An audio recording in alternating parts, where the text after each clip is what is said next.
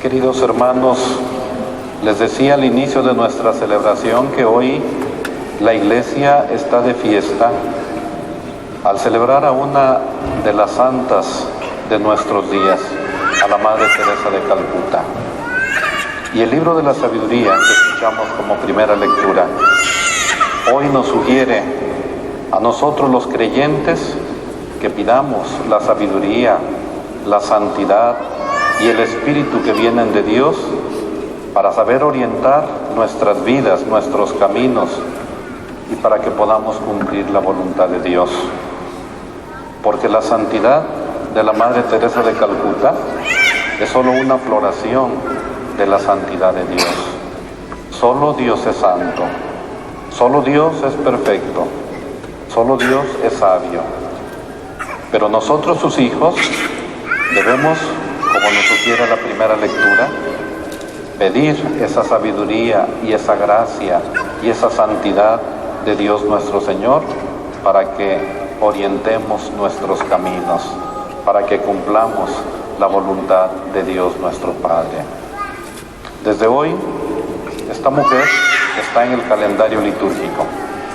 Desde hoy está en los altares. Desde hoy la conmemoraremos. Y nosotros, qué bueno que podamos celebrarla, porque conocemos su obra, una obra de misericordia, una obra con los pobres más pobres del mundo. Y por eso su familia religiosa se ha extendido por todo el mundo, no solo en Calcuta. Aquí en nuestra ciudad están sus religiosas. Aquí en nuestra ciudad de Puebla hay una comunidad de 6 religiosas, todas extranjeras, por cierto, de la India, de Colombia, que atienden a los pobres más pobres y a los enfermitos más enfermitos de nuestra iglesia de Puebla. En lo personal, esta iglesia de Puebla le agradece a la Madre Teresa de Calcuta esta obra que está realizando en nuestra ciudad arzobispal.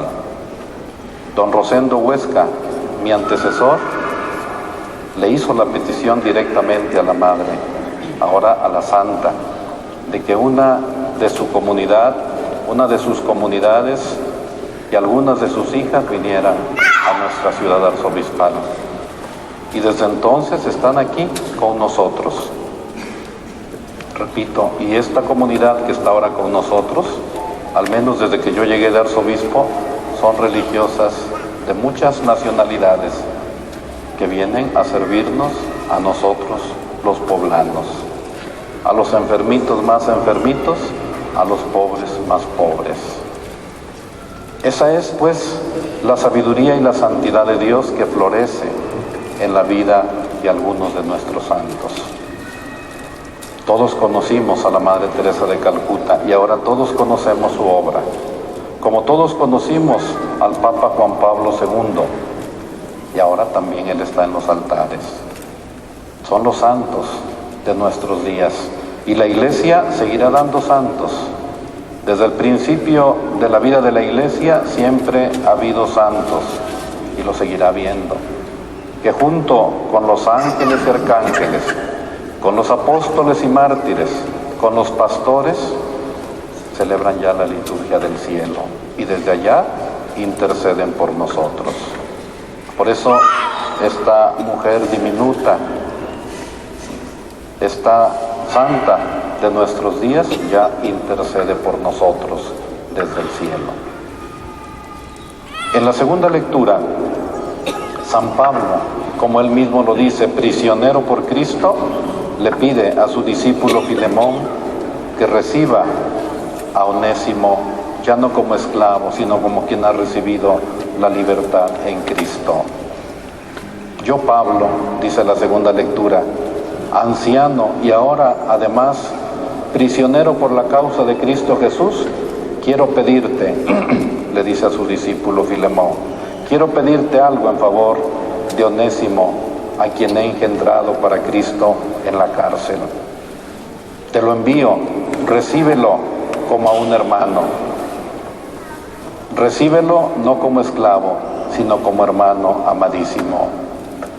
¿Cuánto más hubiera querido hacer por él?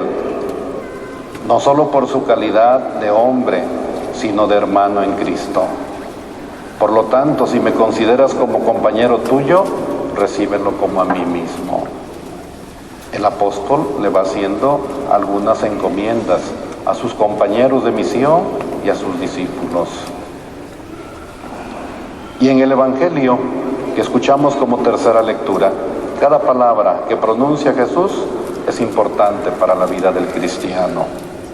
Hoy resalta que solo pueden seguirlo quienes estén dispuestos a adherirse completamente a su misión, a su proyecto.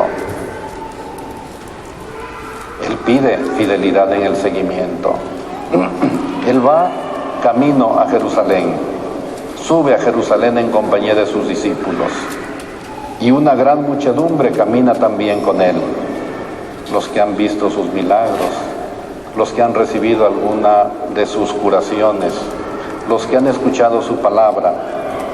Pero aquí Jesús ya no hace milagros, ya no predica a las multitudes, se dedica a formar a sus discípulos, a instruir a sus discípulos, a convivir con sus discípulos para después enviarlos como alegres discípulos misioneros, para después enviarlos a la misión. Por eso, volviéndose a sus discípulos, les dice: si alguno quiere seguirme y no se prefiere a su padre y a su madre, a su esposa y a sus hijos, a sus hermanos y a sus hermanas, más aún a sí mismo, no puede ser mi discípulo. El ser discípulo de Jesús significa dejar patria, dejar familia, dejar amigos. Esa es la radicalidad del seguimiento. Esa es la radicalidad del Evangelio. Y el que no carga su cruz y me sigue no puede ser mi discípulo. Con estas palabras Jesús quiere dejar muy claro que seguirlo, que ser su compañero de camino o su discípulo no es tarea fácil. Esto es algo que requiere constancia, que requiere fuertes convicciones, que requiere espíritu de sacrificio. Pero sobre todo requiere libertad para poner a Jesús como centro, como principio y fundamento, frente a toda persona, cosa, posición, trabajo y proyecto. Cristo tiene que ser el centro de la vida del discípulo misionero. Una vez más Jesús, como en los domingos anteriores, recurre a las parábolas para que sus discípulos ponderen y tomen conciencia de los riesgos y las dificultades que conlleva el seguimiento. Y por eso les dice: ¿quién de ustedes, si quiere construir una torre, no se pone primero a calcular el costo para ver si tiene con qué terminarla? Seguir a Jesús no es una decisión que se puede tomar pues a la ligera, en un momento de euforia, así sin más ni más. Hay que saber a dónde y con qué contamos. Y por eso también nos dice hoy en la parábola: ¿o qué rey que va a combatir a otro rey no se pone primero a considerar si será capaz de salir con 10,000 soldados al encuentro del que viene contra él con 20,000? Y Jesús insiste finalmente: cualquiera de ustedes que no renuncie a sí mismo, que no renuncie a sus deseos de poder, de riquezas, no puede ser mi discípulo. Y es que muchas veces entre nosotros, queridos hermanos, existe el afán de acumular bienes, tesoros para este mundo, de acumular poder. Estos son los grandes enemigos de la vida del cristiano, de la vida del creyente. Por eso el costo del discipulado implica la renuncia a la búsqueda de poder y de riquezas. Nada puede competir con el seguimiento de Jesús. El que no renuncia a sí mismo y a los bienes materiales no puede ser mi discípulo. Pues esa es la enseñanza que hoy nos da la palabra de Dios.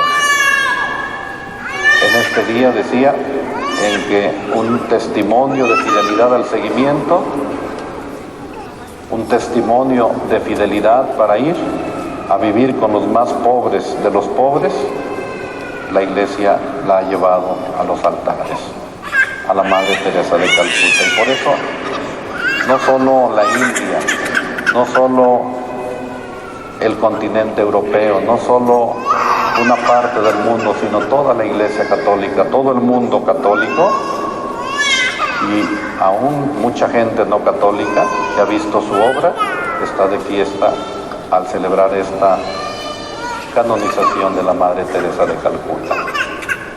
Hoy la ceremonia fue a las 10 de la mañana, hora de Roma. En este momento son un poquito más de 5:30 de la tarde en Roma. Ha terminado la misa de canonización y ahora esta religiosa, humilde, sencilla, pobre, está en los altares y la tenemos como intercesora. Pues con esos sentimientos, queridos hermanos, y celebrando esta gran fiesta de la Iglesia Universal, continuemos participando en nuestra Santa Misa Dominical.